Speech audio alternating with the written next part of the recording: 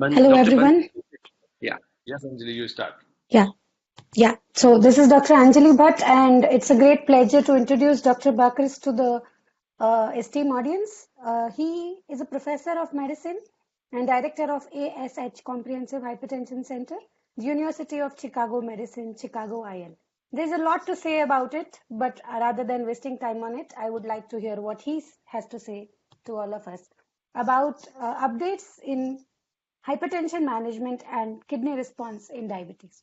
Over to you, Dr. Bakris. We can see your slides nicely. You can start the presentation. Great. Thank you very much, and thank you for having me. I want to cover a couple of things that I think endocrinologists are not used to hearing about. Blood pressure, they are. However, kidneys' responses to blood pressure treatment and what they mean and what they should do are a little different. And so with that, I thought I would go through and cover some key issues with you. Now, you all know in the guidelines, and this has been true for years, that the blood pressure goal in someone with diabetes is less than 130/80. And I think that's very important. The most recent ADA guidelines has this. The European guidelines have this. So I think everybody's pretty much on the same page. The question is, should we be more aggressive, or is this good enough? And we don't know. We need to find out from the data. And I'm going to go through this with you because I think a lot of people assume this is all fine when maybe there are limitations in understanding this. So when we look at randomized trials in kidney disease, and I'm speaking only of kidney disease, we have a number of trials. We have the MDRD trial. These are all older trials. We have the ramipril in nephropathy trial, and we have the African American Study of Kidney Disease trial. These are all randomized trials looking at level of blood pressure on kidney disease outcome. And more recently, we have the SPRINT trial. Now, this is a group of diabetologists, endocrinologists, and they're going to say, wait a minute, these are not diabetes studies. And that would be correct. They're not. They are trials of kidney disease from non-diabetic causes. However, none of them show any benefit from a blood pressure going below 130. So I think that's important. So the level of blood pressure, and you'll see later, that's true in diabetes as well. Bottom line is lower is not better if you're talking about kidney disease progression. Now, if you're talking about reducing cardiovascular risk, that's a different story, but even that has limitations. So we want to get through that. Now, I put this up to remind everybody that the kidney is not GFR alone. And guidelines, again, international guidelines, means you have to measure GFR or get an estimated GFR, but you also have to measure albuminuria. No question. Albuminuria measure is critical, and you only have half the story if you don't measure albuminuria with GFR. And I point this out because if you have a large amount of albuminuria, greater than 300, even if your GFR is 60, you are at high risk, not only of kidney disease loss or kidney function loss, but cardiovascular risk. So this is huge. You have to measure both. And all you need is a spot albumin-creatinine ratio. You don't need a 24-hour urine. Now, why is that important? Because if you look at blood pressures in the context of albuminuria, you can see that the more albuminuria you have, the lower your blood pressure benefits. And that's the only exception in kidney disease, where if you have high amounts, more than a gram of proteinuria, then you should be well below 130, because there's some evidence, weak, but there, that you'll get additional benefit. So again, another reason to measure albuminuria is to help guide you as to the level of intensity of blood pressure. Now, in the ADA guidelines, and I'm talking about the 2020 guidelines, there was a blood pressure document that was generated before that, and I chaired that. And what we said in that document was that we need to distinguish blood pressure thresholds when you start treating from, just like we do for hemoglobin A1C thresholds. So the goal is less than 130/80, but do you need to start treating if you're at 135? And the argument has been made that sure you can, but really there's that wiggle room in there between 130 and 139 where you should do lifestyle management first and then actually go through medications. Now, is there a benefit? And we don't really have a good answer. The ACCORD trial was supposed to give us an answer, but because our friends with the insulin got happy and knocked off some people, it affected the statistical power for the blood pressure. So this group of investigators took the database and actually went through and looked for criteria that would be similar to SPRINT to look at outcomes in those randomized at different levels of blood pressure control. And you can see they ended up with about 1,200 plus people. But remember, these are very high risk people. These are people greater than 15% 10-year risk. These are the criteria. You can see there's no difference between the intensive and standard blood pressure groups. And was there a benefit? Of course there was a benefit. 25% risk reduction in cardiovascular events after a 9-year follow-up. So very impressive and clearly a benefit in the ACCORD trial. Now, that's one trial. It's prospective, and even this is a retrospective analysis. But there are many, many meta-analyses with some mixed messages.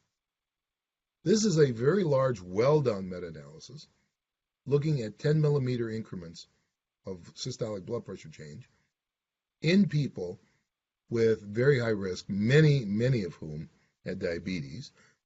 And you can see here that there are very few studies at levels of less than 130 goal compared to greater than 130. And interestingly, what it shows is if you look at mortality, that's all cause, cardiovascular disease or coronary disease, there was clearly a benefit in going lower. However, interestingly, stroke, heart failure, and renal failure did not have a benefit going lower. And what's interesting about this is stroke almost always has a benefit going lower, as does heart failure.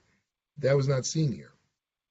Now, these are 40 trials, and they were judged to be low risk for bias, over 100,000 people.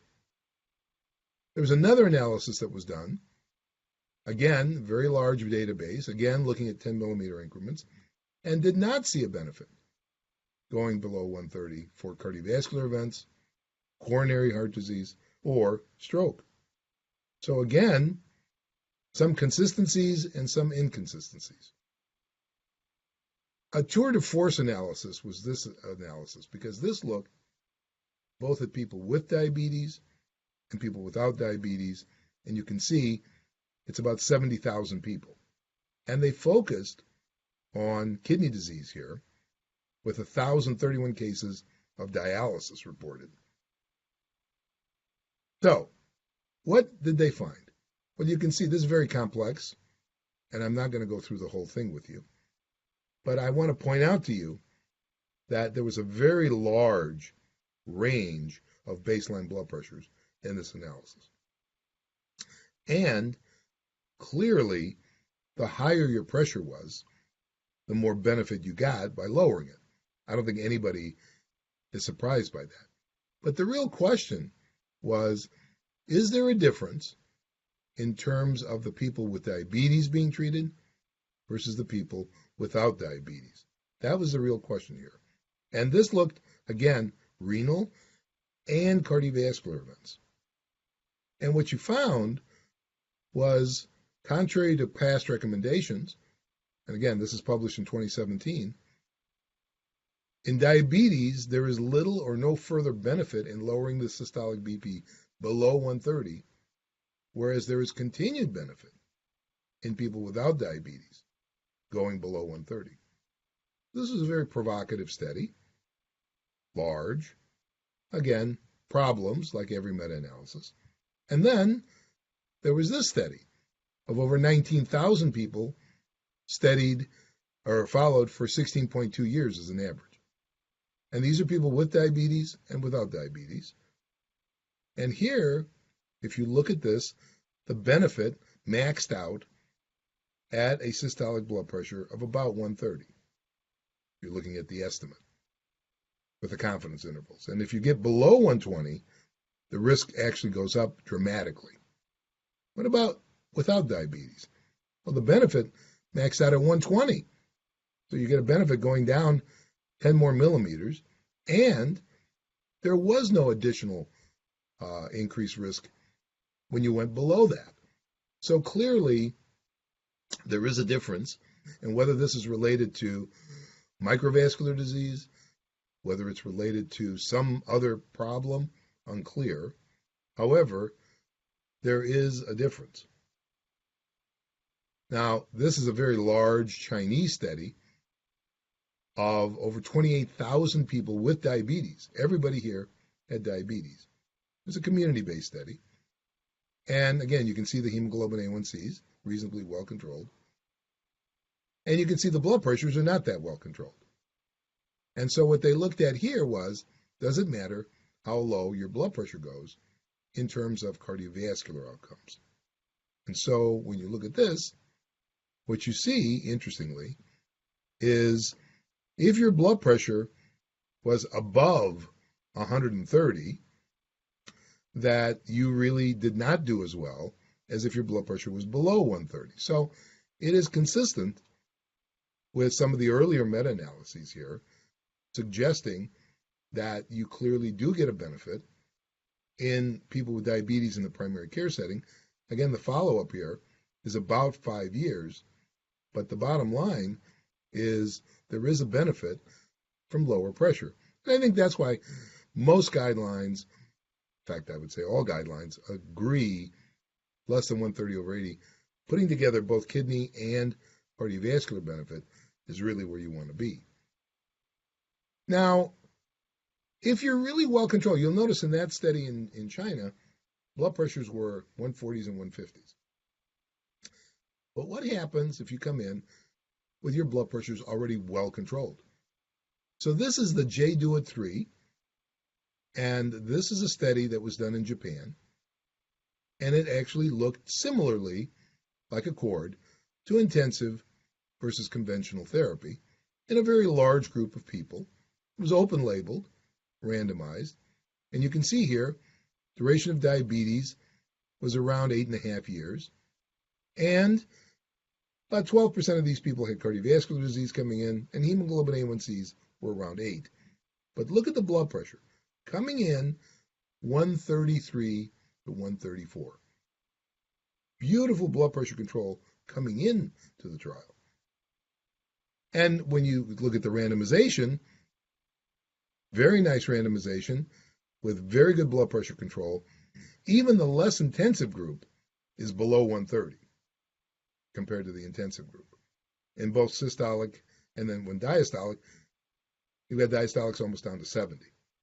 So there's no question there's a separation, and there's no question this is long-term. This is going out 9 years. So this is not a short-term study.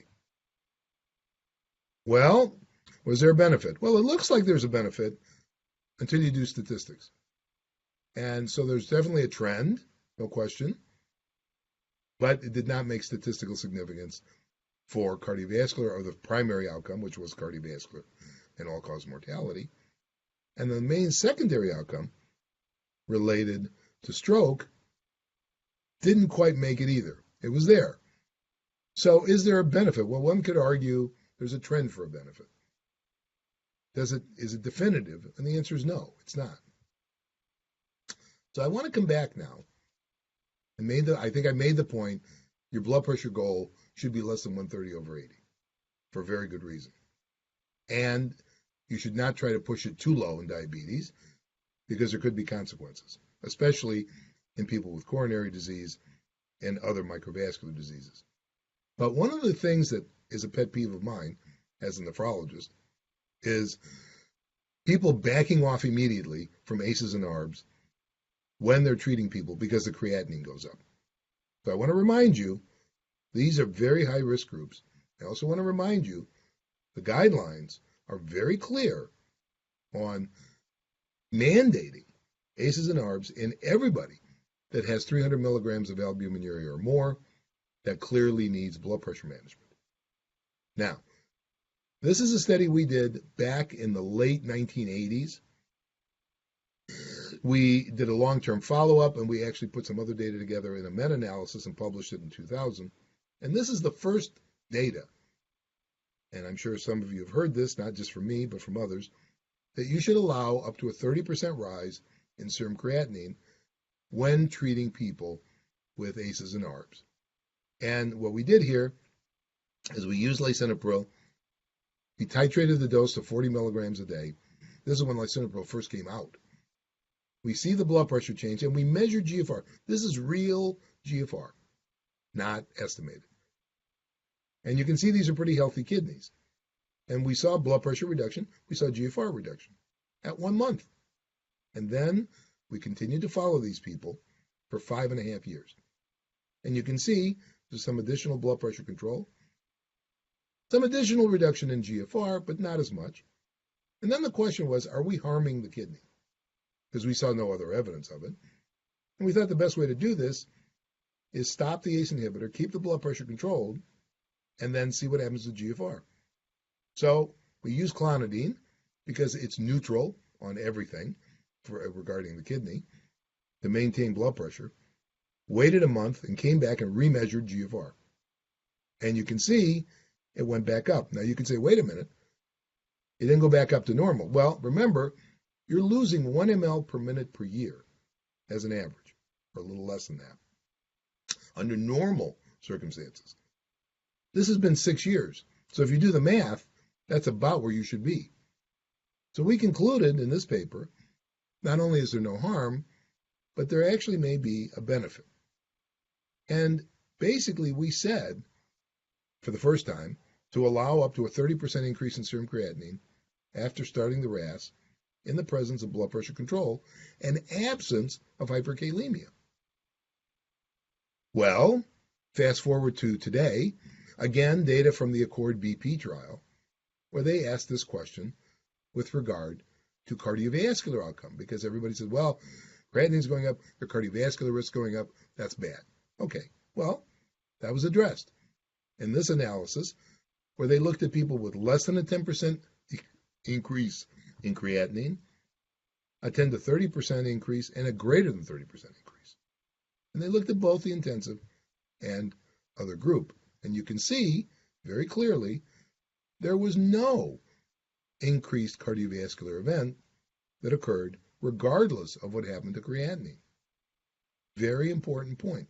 Moreover, there was no worse renal outcome. So I think that's another issue. Now, I know this is a non-diabetic trial, but it makes a point, and there's smaller studies that show this in people with diabetic kidney disease.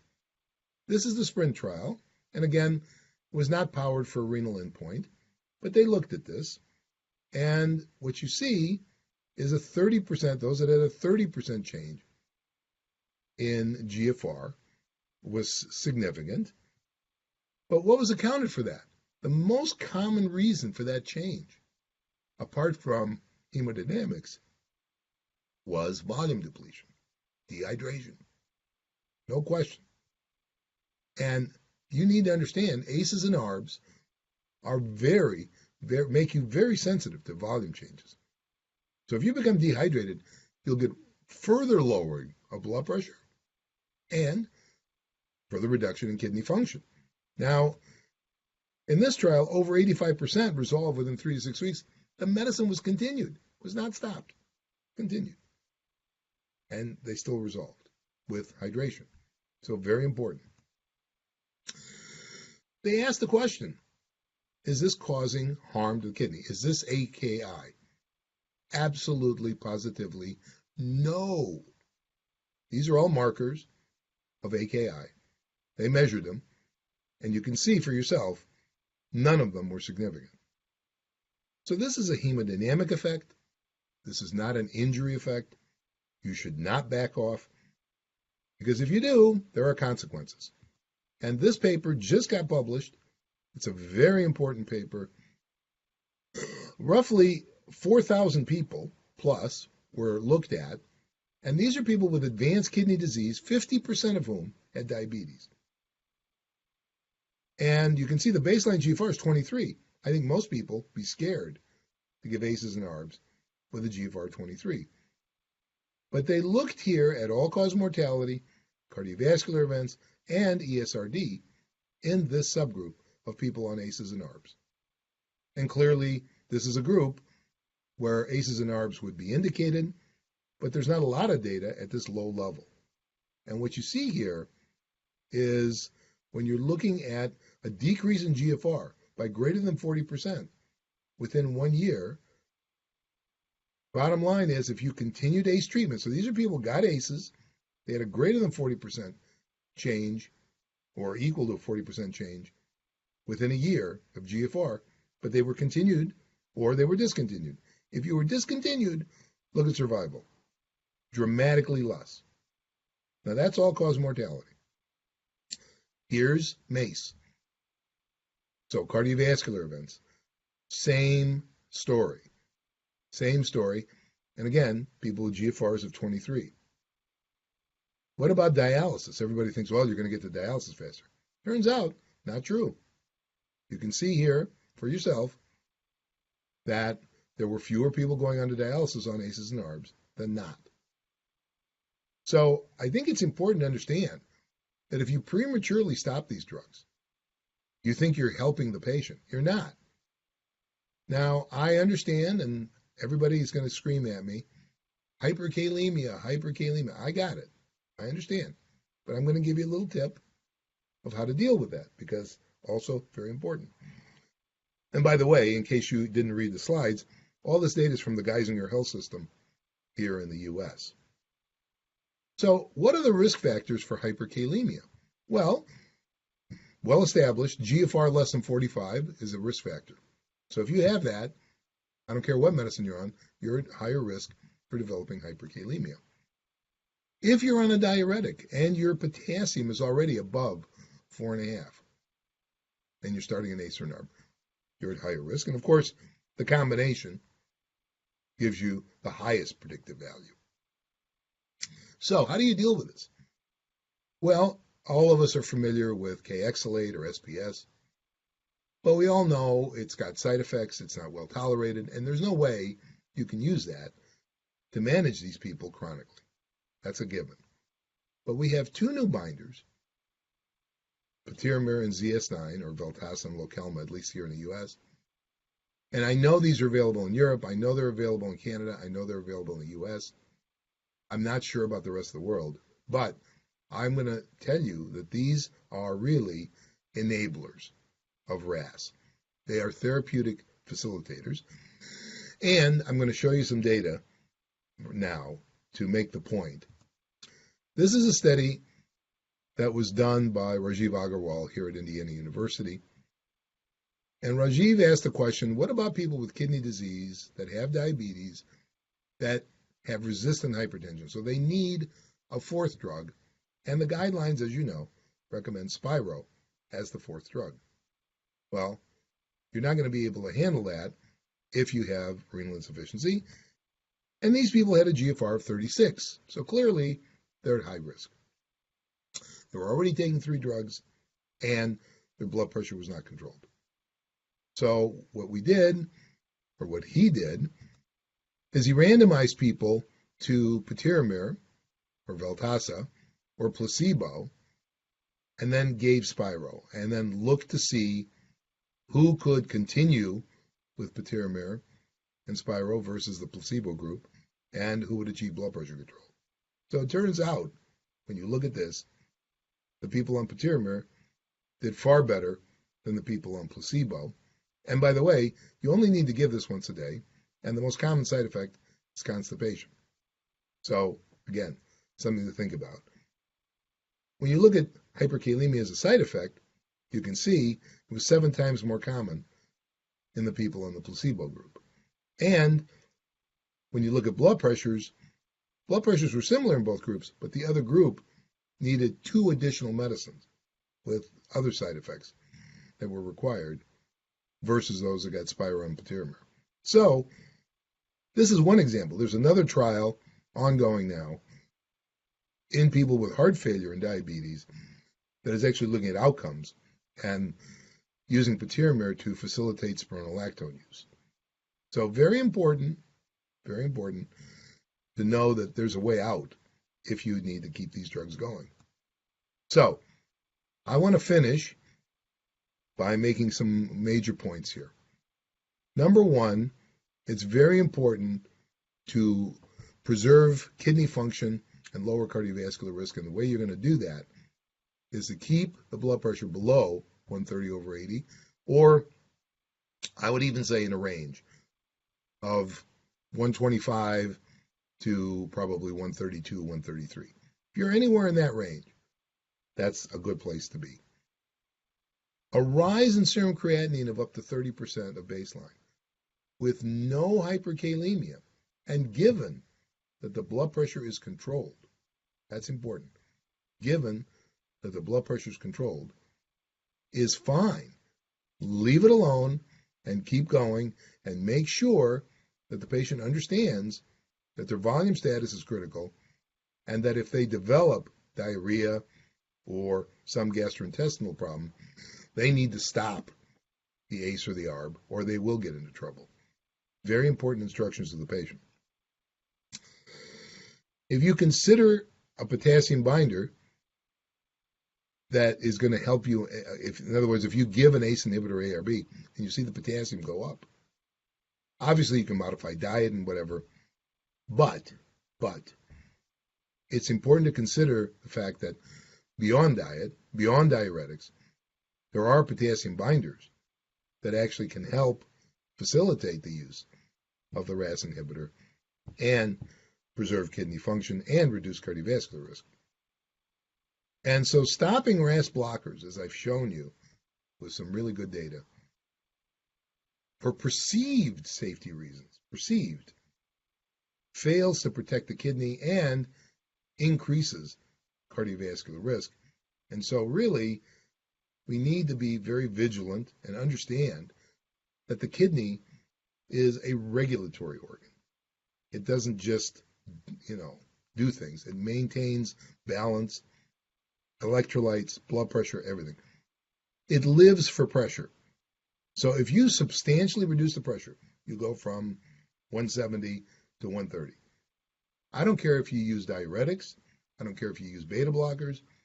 You will see a rise in creatinine, period. And of course, RAS blockers, by the virtue of how they work, you'll see a greater rise.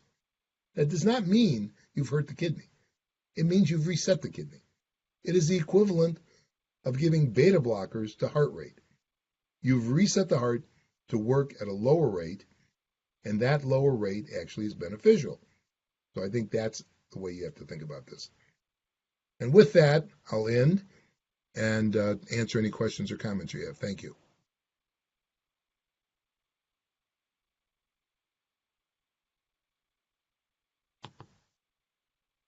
Dr. Bansi, you have to unmute yourself. Yes. Yeah. Thank you, Dr. George Bakris, for a fantastic talk. We have many questions from all across India and many parts of the world. One very important question which is people are asking, that you talked about AC and ARB, which should be the second choice of the drug. Suppose after the patient's blood pressure is not well controlled, whether it's a beta blocker versus calcium channel blocker, which is a better choice? Oh, there's no question. That's an excellent question, and there's no question it should be a calcium channel blocker, because beta blockers do not have any additive blood pressure lowering effect with ACEs or ARBs. And the reason is beta blockers are renin inhibitors. So if you're already inhibiting the renin-angiotensin system, if you give another drug that's inhibiting renin, how is that going to help you? I will give you a published paper. There's a trial called the Cosmos trial. It's published in the Journal of Clinical Hypertension probably about, 9-10 years ago. This trial was done at the insistence of GlaxoSmithKline to combine carvedilol and lisinopril because they thought it would have additive blood pressure lowering effects. And it turns out with 24-hour ABPM, we proved there was zero additive blood pressure lowering effects. On the other hand, we have the Accomplished trial, which, by the way, had 72% people with diabetes, showing beautiful blood pressure reduction, combining benazepril, the ACE inhibitor, with amlodipine. So the recommendation per guidelines is if you're on an ACE or an ARB, CCB, or, if appropriate, diuretic would be the ones you want to go for. So one very important then, even the patient with a baseline tachycardia, when the patient is already the pulse rate is high, what is the choice? Right. So if they have baseline tachycardia, the way I would approach this is you could give a beta blocker, and that will affect the blood pressure a little bit in that setting. And I'm talking about heart rates in the 90s or 100s. But I think the reasoning there is you're getting the heart rate effect as a blood pressure lowering effect. If heart rate is not an issue, then beta blockers are not where you want to be. But as we know that many diabetic patients have a diastolic dysfunction, and patients with a heart failure or patient with a systolic heart failure or even diastolic dysfunction. So you've moved to another realm now. Okay. So if you have systolic dysfunction or HFrEF, well, then there's no question you need to add a beta blocker. But you're adding the beta blocker for heart failure. You're not adding it for blood pressure. If you have, I can tell you this, if you have diastolic dysfunction or HFpEF, my drug of choice, diltiazem.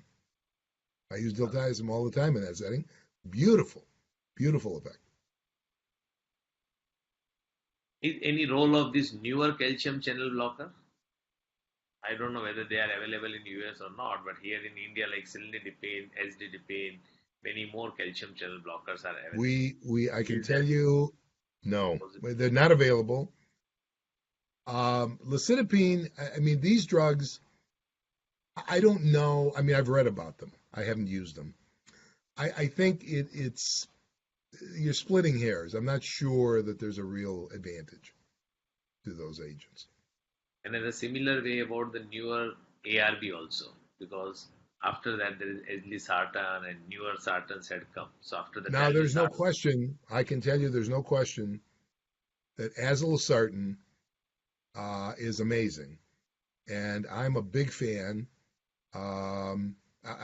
Full confession, I was involved with the studies, but I think that drug for blood pressure is amazing. Now, it has no outcome data, and truthfully, if you look at it critically, it's only slightly better than olmesartan. Olmesartan is about the same. You'll get maybe 2 millimeters mercury blood pressure better with azilsartan. Because these sartans are available in India. So doctors are always confused between the valsartan, telmisartan, olmesartan, azilsartan. Well, I'm gonna tell you that, and I've lectured on this. I haven't published on this, but I've lectured on this. If you look at just blood pressure, the king is azilsartan. The queen would be olmesartan, and then there's a big drop to telmisartan, and then there's a huge drop to losartan and valsartan. If you're talking about blood pressure. And the reason, by the way, the reason for that is all binding. It's angiotensin II receptor binding, with azilsartan having something like 88%. And if you're not talking about just blood pressure reduction, what's the other part of it? So if you want to be, quote, evidence-based, well, of course, you've got data for losartan, you've got data for valsartan in heart failure. in cardiovascular outcomes. So I think the short answer is blocking the AT1 receptors is a good thing. The magnitude with which you block it is going to have other ramifications. And so you're going to block it with all of them. But here's the difference. Losartan, valsartan, you're blocking about 55, 60%. Azilsartan, olmesartan, you're blocking about 80 to 85%. So if you want blood pressure first, then you got to go to those other drugs. If you want cardiovascular risk reduction and blood pressure is controlled, it doesn't matter what you use. There's a question here from northern parts of India saying, is use of AC-ARB as good as in type 1 patients as it is in type 2? That's an excellent question. And the truth is, there's not a really good study to look at that. I mean, there's epidemiology data. The short answer is yes. One thing I will tell you, and there is a paper on this that we wrote in Diabetes Care, I think 3 years ago now, basically showing that if you were born after 1980, and you have type 1 diabetes, you have a 40% less chance to go on to dialysis. And that's because the standard of care has gotten so much better. So definitely an improvement. Is that ACEs and ARBs? Well, I think it's a general improvement. I don't think it's ACEs and ARBs only. But let's not forget the captopril trial, which was published in 1993, was in type 1 diabetes. Clearly showed a benefit. One more. Another question here is, what's your opinion about direct renin inhibitors?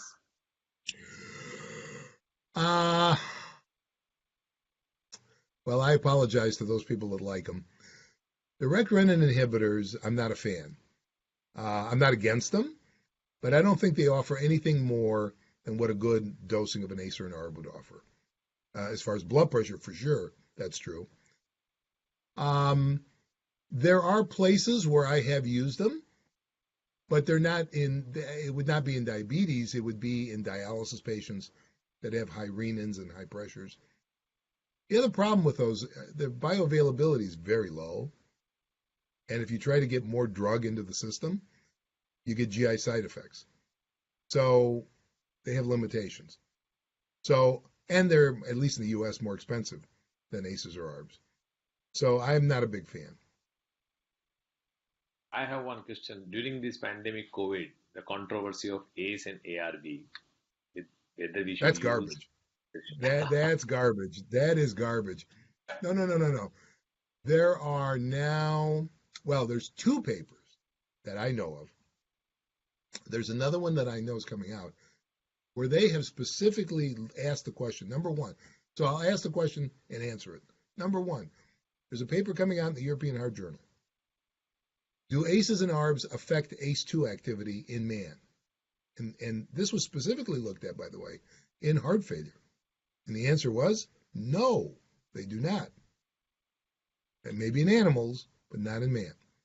Number 2, there was a very large paper, it was just published, literally within the last, month, maybe 2 weeks, looking at ACEs and ARBs in a very large database of COVID patients. This is from Yuan in China. Showed absolutely no impact on outcome. And in fact, the argument was ARBs may have actually helped you.